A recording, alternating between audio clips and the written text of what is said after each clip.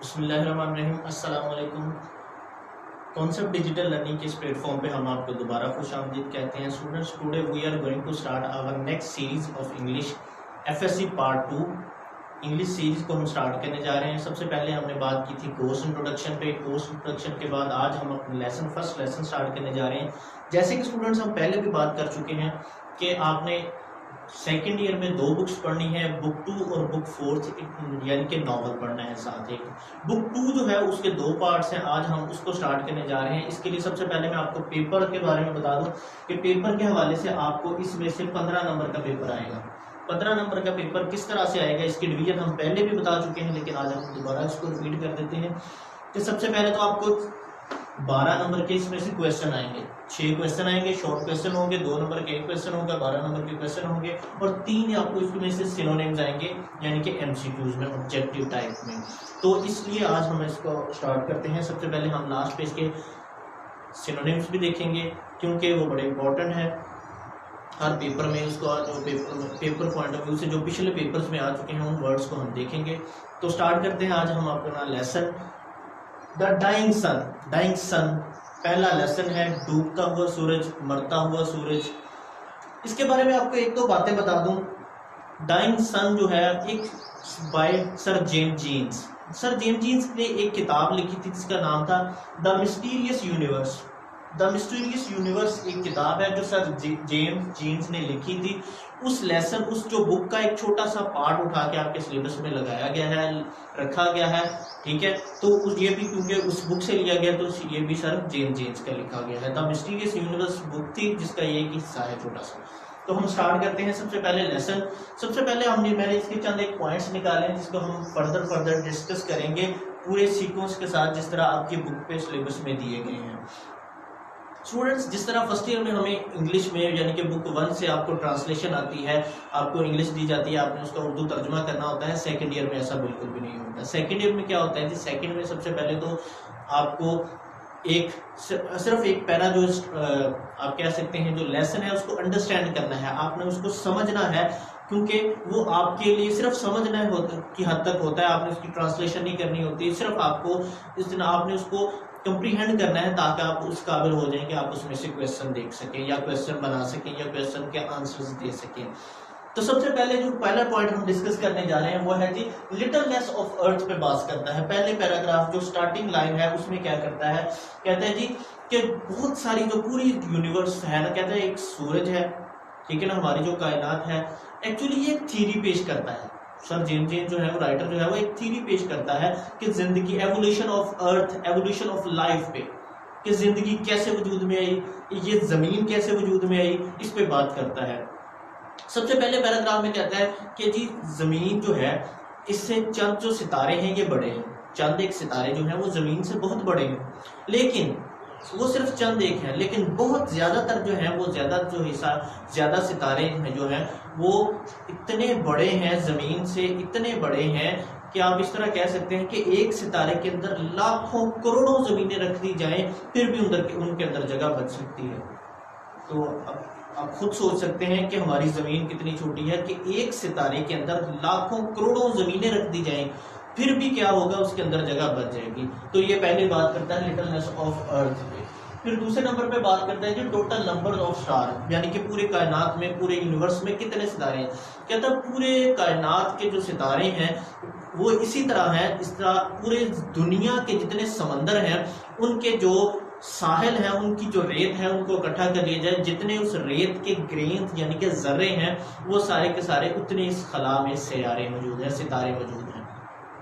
اب اس سے اندازہ ہم لگا سکتے ہیں کہ ہماری زمین کا اہمیت پوری یونیورس کے مقابلے میں کتنا سا ہے۔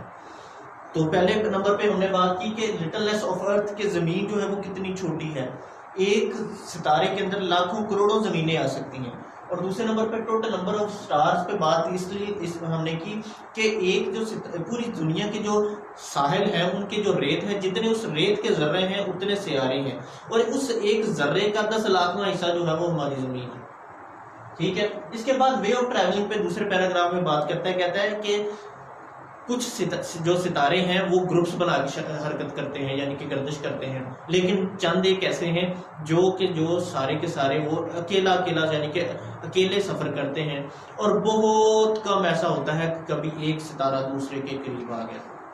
یہ ان کا جو ہے وہ وے آف ٹریولنگ ہے، ٹھیک ہے۔ کہتا ہے بہت کم ایسا ہوا ہے کہ ایک ستارہ کبھی کسی دوسرے کے قریب آ گیا ہو، لیکن کہتا ہے آج سے 2 ارب سال پہلے ایک ایسا واقعہ ہوا تھا۔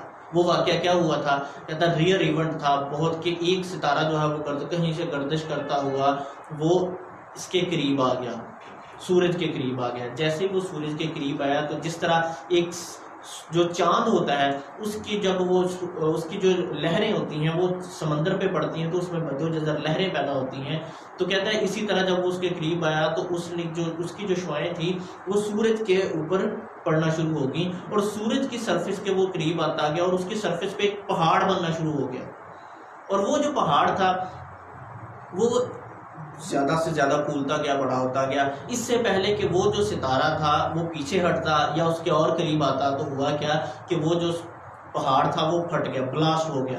جب وہ بلاسٹ ہو گیا تو کیا ہوا، تو اس کے جو چھوٹے اور بڑے ٹکڑے تھے پوری خلا میں پھیل گئے۔ وہ جو کیونکہ سورج ایک آگ کا گولا ہے، اس کے جو ٹکڑے گرے وہ بھی آگ کے گولے، جب وہ پوری یونیورس میں بڑے اور چھوٹے وہ ٹکڑے جو تھے وہ پھیل گئے تو کیا ہوا، تو وہ جو بڑے اور چھوٹے ٹکڑے تھے ان ٹکڑوں میں سے ایک ٹکڑا جو ہے وہ ہماری زمین ہے۔ گریجولی وقت گزرنے کے ساتھ آہستہ آہستہ جو تھا وہ یہ ٹھنڈا ہوتا گئے، جیسے جیسے وہ ٹھنڈے ہوتے گئے تو پھر کیا ہوا، وہاں پہ زندگی وجود میں۔ رائٹر یہاں پہ ورڈ یوز کرتا ہے how, when, why, we don't know, ہم نہیں جانتے کب، کیوں اور کیسے یہاں پہ زندگی وجود میں آئی، لیکن ان جانداروں کے اندر ایک خاصیت تھی۔ وہ خاصیت کیا تھی کہ وہ جو اپنے آگے آنے والا، جو اپنے مرنے سے پہلے جو آگے ایک جاندار پیدا کر دیتے تھے، وہ جو جاندار زندگی پیدا ہوئی تھی ان کے اندر یہ خوبی تھی۔ وہ خوبی کیا تھی کہ وہ مرنے سے پہلے اپنے جیسا ایک اور جاندار پیدا کر دیتے تھے۔ اس طرح زندگی کا تسلسل چلتا رہا، اور یہ جو معاملہ تھا زندگی بننے کا، لائف چلنے کا، جو ایوولوشن آف لائف کا، وہ کیا تھا، وہ کمپلیکیٹڈ ہوتا گیا، کمپلیکس میں پڑتا گیا، وہ پیچیدہ سے پیچیدہ ہوتا گیا۔ پھر ایک ایسی مخلوق پیدا ہوئی جس کے اندر احساسات تھے، جذبات تھے، ٹھیک ہے، خواہشات تھیں، یہ ساری چیزیں اس میں موجود تھیں، وہ جو، اور اٹ مینس وہ سارے کے سارے ہم انسان ہیں، ٹھیک ہے۔ اس کے بعد بگننگ آف لائف پہ بات کی، پھر لاسٹ پہ وہ بات کرتا ہے فرائٹفلنس پہ۔ کہتا ہے ہم کیوں خوفزدہ ہیں اس کائنات میں۔ سب سے پہلے کہتا ہے کہ پوری دنیا کے سمندر اکٹھے کیے جائیں، ان کی جتنی ریت ہے اس کو اکٹھا کیا جائے، اس کو ریت کو اکٹھا کرنے کے اس کے جتنے ذرے ہوں گے اس ایک ذرے کا 10 لاکھواں حصہ جو ہے وہ ہماری زمین کے برابر ہے۔ ہاؤ لٹلنس آف آور ارتھ، کہ ہماری زمین کتنی چھوٹی ہے، ٹھیک ہے۔ ہم تو اس طرح یہی کہہ سکتے ہیں، پوری ایک ساحل کے اوپر ہم کھڑے ہو کر ہم کیا کریں گے، ہم یہ کہہ سکتے ہیں کہ جی یہ بالکل ایک ذرے کے اوپر کھڑے ہو کر ہم پورے سمندر کا جائزہ لینا چاہ رہے ہیں۔ آج کل انسان کا جو ڈسکور کرنے کا جو انداز ہے وہ بالکل ایسے ہی ہے، کہتا ہے ایک ذرے کے اوپر کھڑا ہو کر پورے ساحل کو دیکھنا چاہ رہا ہے، ڈسکور کرنا چاہ رہا ہے۔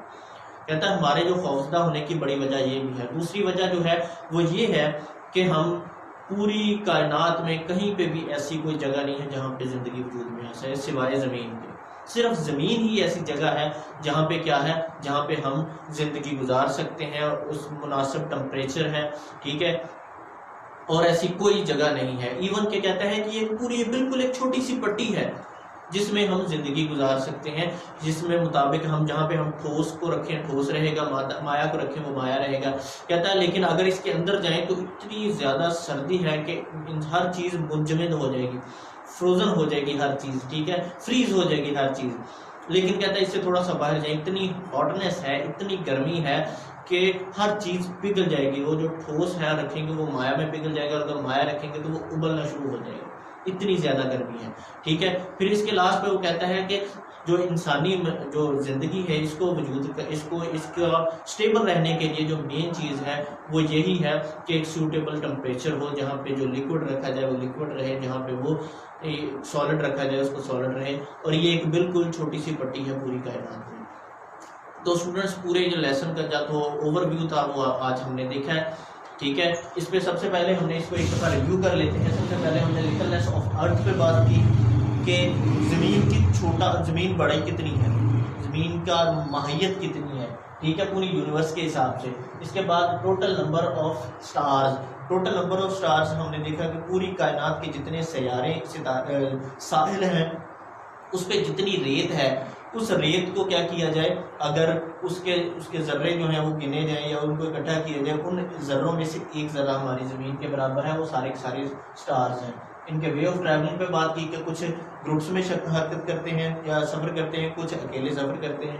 پھر ایک ریئر ایونٹ ہوا، زندگی وجود میں آئی، ٹھیک ہے، پھر پہلے زمین وجود میں، پھر اس پہ لائف بنی، ٹھیک ہے، فرائٹنس فلنس پہ بات کی ہم نے، ٹھیک ہے. تو اسٹوڈنٹس یہ تھا ہمارا آج کا پہلا لیسن. امید ہے آپ کو کافی چیزیں کلیئر ہو گئی ہوں گی، لیکن اس چیز کو اس لیکچر کو سننے کے بعد آپ کے لیے جو امپورٹنٹ چیز ہے وہ یہ ہے کہ آپ اپنے لیسن کو ایک دفعہ ریوائز کریں، ٹھیک ہے. ابھی ہم اس کے بعد ہم اس کے پورے جو مشکل الفاظ ہیں ان کو ہم دیکھیں گے تاکہ جو بھی چیزیں ہیں وہ آپ کی کلیئر ہو جائیں. ہوپ سو آپ نے انجوائے کیا ہوگا. اب ہم ذرا سنونیمز کی طرف چلتے ہیں.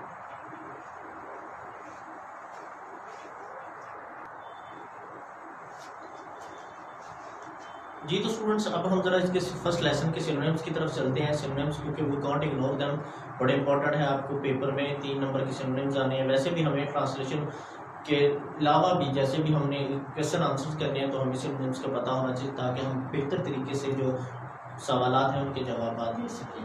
سب سے پہلے فرسٹ آف دیکھیں جی، ورڈ ہے ایمینس. ایمینس کا مطلب ہوتا ہے بہت بڑا، ٹھیک ہے. اس کے لیے ورڈ بگ استعمال کر سکتے ہیں ہم سینونیمز کا، ہیوج استعمال کر سکتے ہیں، انارمس استعمال کر سکتے ہیں. ایک اور ورڈ ہے وہ جائگینٹک، وہ استعمال کر سکتے ہیں. ان سب کا مطلب بڑا ہونا ہوتا ہے کسی چیز کا.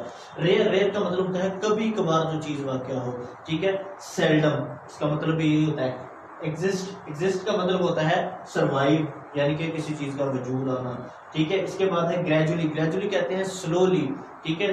سلولی پروگریسو، پروگریس جو چیز کرے بہت آہستہ آہستہ، ٹھیک ہے. جیسے ہم وہ کہتے ہیں لیسن میں رائٹر کہتا ہے کہ سلولی گریجولی وہ جو گولے تھے آگ کے جو سورج کے ساتھ سے ٹوٹ کر گرے تھے وہ ٹھنڈے ہوتے گئے.